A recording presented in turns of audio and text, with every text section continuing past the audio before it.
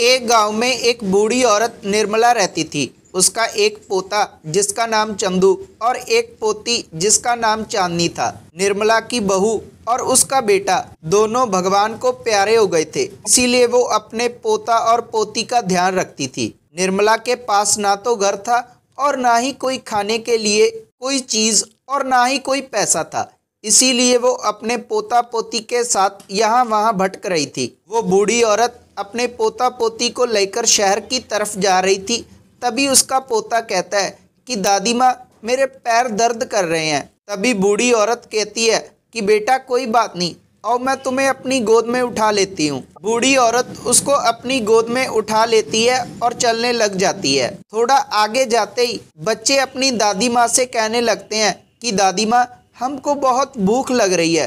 तभी वो बूढ़ी औरत थोड़ा आगे जाती है तो एक मंदिर आता है। वो बूढ़ी औरत देखती है कि मंदिर में कुछ लोग प्रसाद बांट रहे थे। वो बूढ़ी औरत अपने बच्चों को साइड में रख देती है और लाइन में जाकर लग जाती है। जब उस बूढ़ी औरत की बारी आती है तो प्रसाद बिल्कुल कम रह जाता है। वो बूढ़ी औरत वो प्रसाद लेती है और अपने बच्चों को खिला देती है और आप भूखी ही रह जाती है।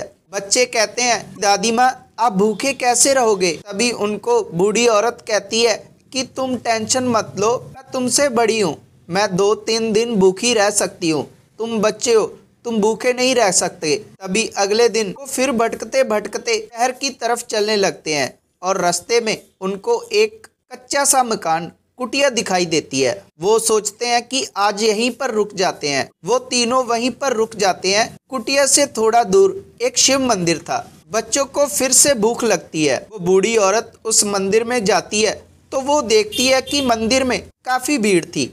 उसको पता चलता है कि कल शिवरात्रि है, इसीलिए वो बूढ़ी औरत सोचती है कि मैंने भी शिवरात्रि का व्रत तो रखना था, लेकिन क्या करें, एक तो मेरे पास पैसे भी नहीं है। लेकिन वो सोच लेती है कि कल मैं भी व्रत रखूंगी। वो बूढ़ी औरत अपने बच्चों को लेकर सिग्नल की तरफ चलने लगती है। वहाँ पर जाकर बच्चे और वो बूढ़ी औरत बैठ जाती है और लोगों के जूते साफ करने लग जाती है। जूते साफ करने के बदले में लोग उसको थोड़े बहुत पैसे दे देते थे। अब उस औरत के पास थोड़े बहुत पैसे थे। अब वो औरत सोचती है कि अगर इन पैसों का मैं कल व्रत का सामान ले लूँगी तो मेरे बच्चे क्या खाएंगे। तभी वो औरत उन बच्चों को थोड़ा खाने का सामान ला कर देती है और आप बूढ़ी औरत फिर से भूखी रह जाती है। कल व्रत का दिन आता है और वो बूढ़ी औरत भगवान शिव का जल अभिषेक करके ही अपना व्रत रख लेती है और फिर से सिग्नल की तरफ चलने लग जाती है। वो बूढ़ी औरत सारा दिन काम करती और उसको थोड़े से पैसे मिलते।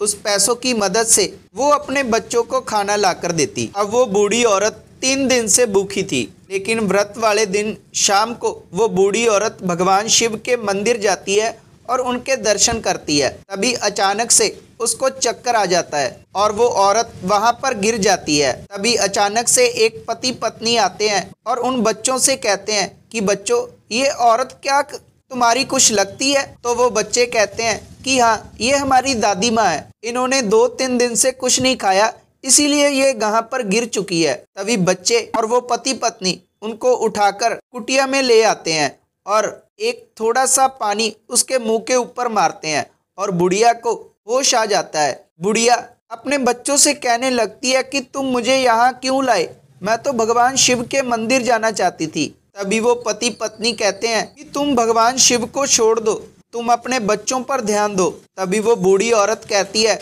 कि तुम ऐसा मत बोलो, वो मेरे भगवान शिव हैं। इतनी बात बोलते ही एक प्रकाश पैदा होता है और भगवान शिव उस बूढ़ी औरत को साक्षात दर्शन देते हैं। ये बात देखकर वो बूढ़ी औरत भगवान शिव के पैरों में गिर जाती है। भगवान शिव उन्हें कहते हैं कि बेटा, तुम मेरी सच्ची भक्त हो, इसीलिए मैं तुमको आज आशीर्वाद देता हूँ कि आज के बाद तुम कभी दुखी नहीं होगी, तुम्हारे पास धन की कभी कमी नहीं होगी।